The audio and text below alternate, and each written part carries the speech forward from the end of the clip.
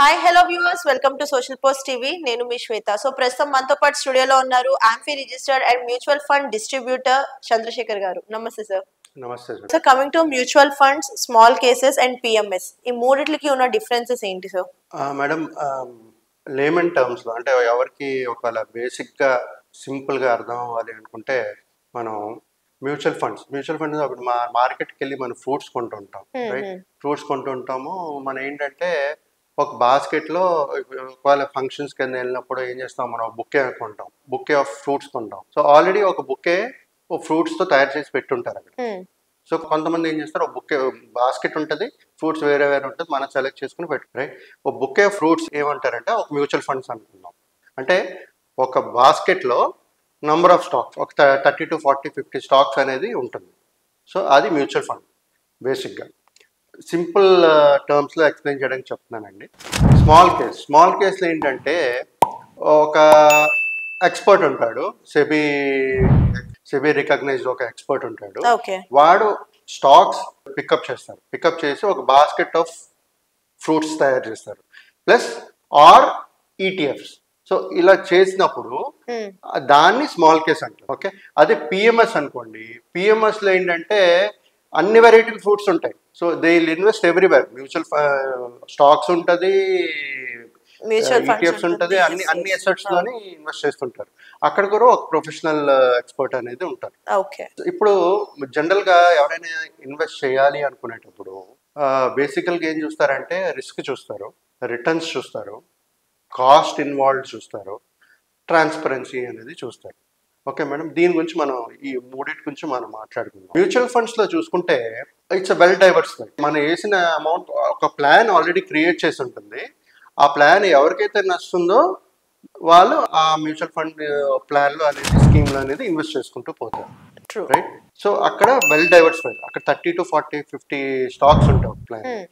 ఇంకోటి ఏంటంటే small case ఇందాక చెప్పాను కదా మేడం, ఒక బాస్కెట్ ఆఫ్ స్టాక్స్ అన్నమాట. వాళ్ళు హ్యాండ్ పిక్ చేసుకుని వాళ్ళ డీమ్యాట్ అకౌంట్ లో ఆ స్టాక్స్ అనేది వాళ్ళకి నచ్చినవన్నీ వాళ్ళు పిక్ చేసుకోవాలి. సో ఇక్కడ ఏంటంటే ఆ ఇన్వెస్టర్ కి చాయిసెస్ ఉంటుంది, మనకి ఈ స్టాక్ పిక్ చేసుకోవచ్చు. కానీ ఇందాక మ్యూచువల్ ఫండ్స్ లో చెప్పిన దాంట్లో ఏంటంటే ఇట్స్ ఆల్రెడీ ప్లాన్. దాంట్లో ఫండ్ మేనేజర్ ఒక 30 to 50 స్టాక్స్ సెలెక్ట్ చేసి పెడతారు. దాన్ని మనం చూసి ఆ పోర్ట్ఫోలియో బాగుంది అనుకునేటప్పుడు మనం ఇన్వెస్ట్ చేస్తాం. ఇక్కడ మన చాయిస్. అలాగే పిఎంఎస్ లో మన కస్టమర్కి కావాల్సిన కస్టమైజేషన్ చేసుకోవచ్చు. అంటే దీంట్లో పెట్టుకోవచ్చు, దాంట్లో పెట్టుకోవచ్చు, ఈటీఎఫ్ లో పెట్టుకోవచ్చు, దేనిలోనే పెట్టుకోవచ్చు. అక్కడ ఏంటంటే ప్రొఫెషనల్ సర్వీసెస్ అనేది ఒకరు ఇస్తూ ఉంటారు అనమాట. ఇప్పుడు రిస్క్ చూద్దాం మేడం. ఈ మూడిట్లు ఈ మ్యూచువల్ ఫండ్స్ లో లో టు మోడరేట్ రిస్క్ ఉంటుంది, ఎందుకంటే డైవర్సిఫైడ్ పోర్ట్ఫోలియో కాబట్టి.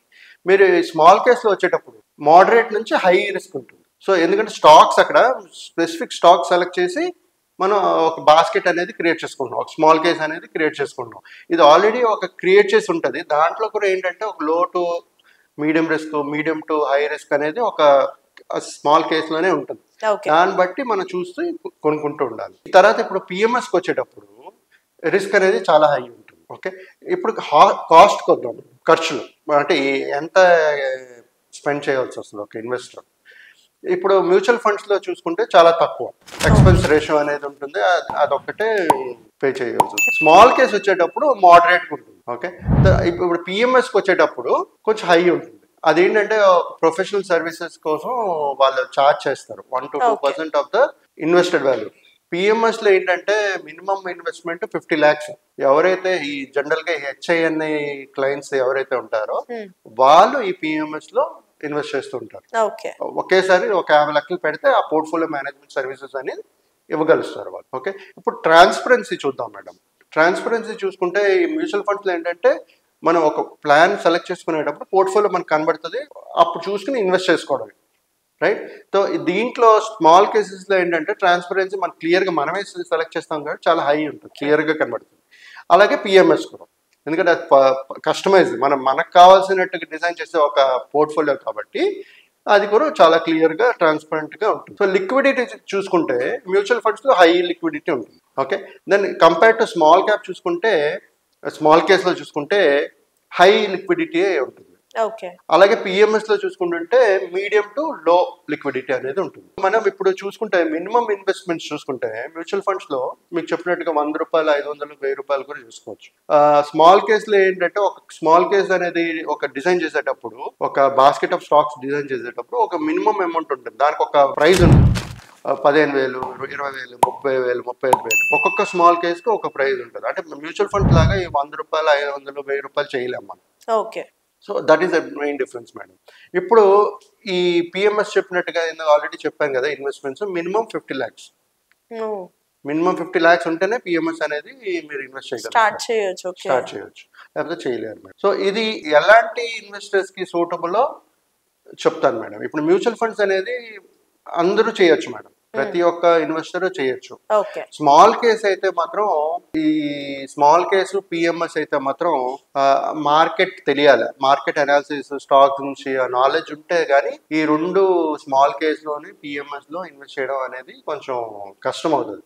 సో ఎక్స్పర్ట్స్ ఉన్నారు కాబట్టి వాళ్ళు ఏదైనా నాలెడ్జ్ ఉన్న వాళ్ళే ఇలాంటి ఇన్వెస్ట్మెంట్స్ అనేది వెళ్ళాలి. ఎవరైనా ఎక్స్పర్ట్స్ ఉంటారు, ప్రతి దాంట్లో ఉంటారు, దీంట్లో కూడా ఉన్నారు, దాంట్లో కూడా ఉన్నారు. బట్ మనకు కూడా తెలియాలి కదా మనం ఎక్కడ ఇన్వెస్ట్ చేస్తామో దాని రిస్క్, దాంట్లో అందుకని అడ్వైస్ తీసుకుని మనం ఇన్వెస్ట్ చేయడం అనేది బెటర్ ఆప్షన్. ఎలాంటి కస్టమర్ కి ఎక్కడ ఇన్వెస్ట్ చేయాలి అనేది కూడా చాలా ఇంపార్టెంట్. మ్యూచువల్ ఫండ్స్ అనేటి అనుకోండి 10 రూపాయల నుంచి ఎంతైనా ఇన్వెస్ట్ చేసుకోవచ్చు. మీకు అక్కడ ఒక డిస్ట్రిబ్యూటర్ ఉంటారు, మీకు మీ ప్రాసెస్, మీ గోల్ రీచ్ అవ్వడానికి ఒక పాత్ క్రియేట్ చేస్తారు, మీకు గైడెన్స్ ఉంటారు, సర్వీస్ ఇష్యూస్ ఏది ఉన్నా సరే మీకు ఉంటారు. సో ప్లస్ ఈ కాస్ట్ ఇన్వాల్వ్, అంటే ఎంత ఖర్చు పెట్టాల్సి వస్తుంది అది చూసుకోవాలి. తర్వాత మినిమం ఇన్వెస్ట్మెంట్ ఎంత ఉండాలి, ఈ 3 కన్సిడర్ చేసుకుంటూ ఒక ఇన్వెస్ట్మెంట్ అనేది ప్లాన్ చేసుకోవాలి. ఓకే సార్, థ్యాంక్ యూ అండి.